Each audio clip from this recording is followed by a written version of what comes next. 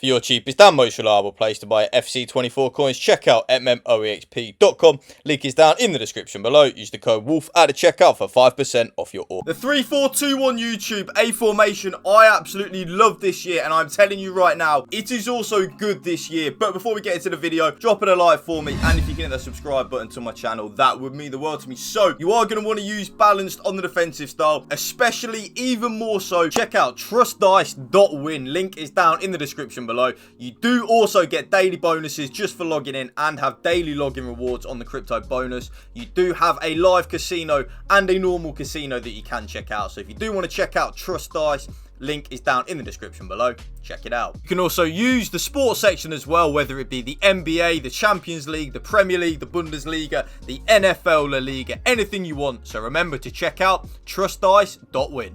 Link is down in the description below. In a 3-4-2-1, I would stay well away, even from pressure on heavy touch, press after possession loss, and things of that ilk. I don't think they are good or work when you are using a 3-4-2-1. The 3-4-2-1 is an amazing formation, but you have to get it right defensively, or else you are just going to get absolutely destroyed with it. So that's why I think, or know, that balanced is definitely the best way to go on the defensive style. A balanced style where your team presses the ball to the middle of the pitch and your team shape is neutral. Definitely the way to go on that. The defensive width. Now, this is where it does get a little bit interesting. Now, if any of you don't remember, EA dropped a massive patch about 5 or 6 weeks ago where they really tried to nerf the 3 at the back and the 5 at the back formations. And how they did this was making it, especially in a 3-back formation, of course, like the 3-4-2-1, they made it so that the left midfielder and the right midfielder weren't as close together to the 3 centre-backs, meaning that you were actually kind of trying to defend in a traditional back 3 rather than a back 5 when we don't have the ball. So to combat this, we need to go really narrow in the 3-4-2-1. So we need to go all the way down to 37 on the defensive width. This just means that our left midfielder and our right midfielder, when we don't have the ball, do play like traditional wing backs in the 5-back formation. So they will basically be there tucked nice and tightly next to our left-sided centre-back and our right-sided centre-back in the back 3. That's an absolute must, by the way, YouTube. You really do need to go quite narrow in the 3-4-2-1 to defend well with it. The defensive depth, though, you already know what I'm going to say, and I'm actually going to tell you 2 things. Option number 1, like I've been saying in a lot of my videos over the last few weeks, is the option that I'm using at this moment in time. So option number 1, I think, is the best option, and that is, of course, without any shadow of a doubt, YouTube, the 71 depth. 71 depth, if any of you don't know what it does, when we lose the ball, our team will automatically press and automatically offside trap up the pitch. It is very broken and has been now for the last 2 or 3 years in FIFA or FC24, whatever you want to call it. So definitely use it. But if you are someone that does struggle defensively, and that may be quite a lot of you that are watching my videos, the defensive depth option I would recommend in the 3-4-2-1 would actually be 55. Because remember what I said at the start of the video, this formation is elite in terms of going forward. It is all about getting it right defensively, because if we don't get it right defensively, you're not going to have much enjoyment and you're not going to have much joy in the 3-4-2-1. So that's why I would recommend 55 if you don't want to use the 71 depth. They're the 2 options that I would use. The offensive build-up play. Now, actually, you may well be a little bit shocked here at what I'm about to show you. Okay, so balanced is, of course, what I normally always use on the build-up play, but I'm going to tell you something right now, YouTube. I'm stuck because I've been using long ball over the last few days with the 3-4-2-1, and I am telling you, it is good. I'm genuinely, my hand is on my heart, and I cross my heart, hope to die, whatever the saying is. Long ball is good. Like, believe you me, that is definitely a viable option and something that you can use if you feel like you're not creating enough opportunities. But because I've just been using it for so long, I am still going to tell you to use balance. But I'm telling you right now, though, as well, YouTube, if you're struggling to create opportunities,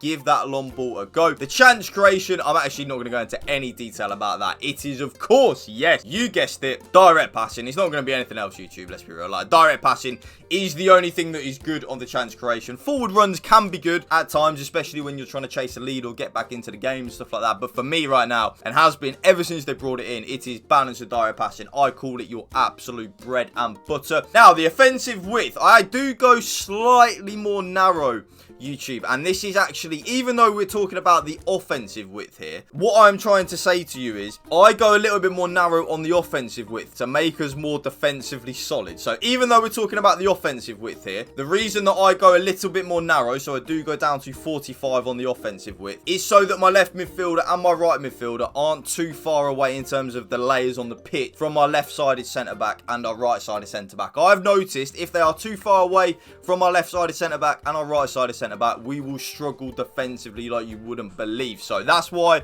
I've gone with 45 on the offensive width. Players in the box, you already know what I'm going to say, is going to be 7. Very blunt in blunt terms, YouTube, the way I look at that. The more players that we have in the box, the more likely we are to score a goal. It is simple. I'm telling you, it's simple. 2 corners and 2 free kicks like so. Custom tactics done. Let's get into the player instructions. Now, all 3 of my forwards, so my striker, my right centre forward and my left centre forward, are actually on exactly the same thing, YouTube. So even though they are playing in different positions, I kind of use these as a front 3. So think about these as kind of like a 4-3-2-1. You know, you have your 3 forwards, or a 4-1-2-1-2 narrow where you have your cam behind your 2 strikers. I like to call that your holy trinity. All 3 of these forwards I use as kind of like one. So all 3 of them are on stay central, getting behind and stay forward. Yes, stay forward on all 3 of the forwards. So stay central, getting behind and stay forward on the right centre forward and the left centre forward. Stay central, getting behind and stay forward. Now, the stay forward is actually like an offensive move, of course, but it doesn't really take anything away from us defensively, so that's why I'm using it. It really doesn't. I'm not interested in having the left centre forward and the right centre forward dropping in next to my 2 central midfielders at the minute. I don't concede less goals when I'm doing it, so that's why I like it. Stay central and getting behind, like I say in all of my videos, YouTube. I want all my strikers and my forwards in them central areas of the pitch. I'm not interested in them venturing out wide, especially in a formation like this where we've got a left midfielder and a right midfielder anyway. I'm not interested in the strikers or the forwards moving into them wide positions. I want them in there centrally. That's what I want. And they're getting behind.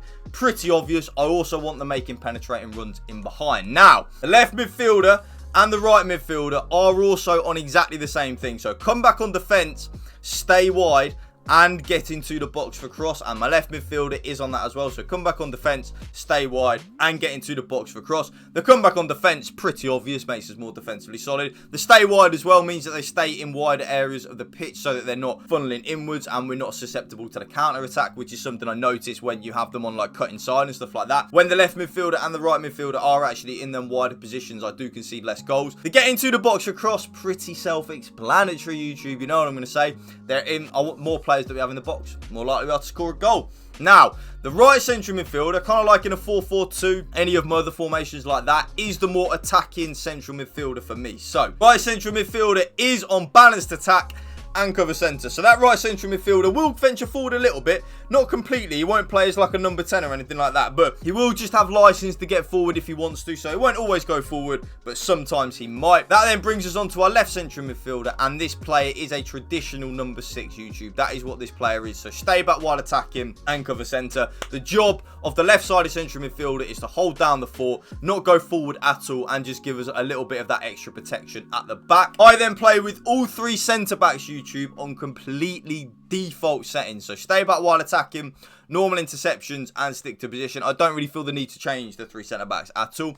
And then last but not least, my goalkeeper comes to crosses and sweeper keeper. And that right there, YouTube, is my brand new updated brand new 3-4-2-1 for you. If you did enjoy this video, you know what to do. Drop it a like for me, drop a comment down below, and if you can hit that subscribe button to my channel, that would mean the world to me. Thank you for watching. Remember, spread the love and positivity. PMA, positive man, latitude. Peace out. One love.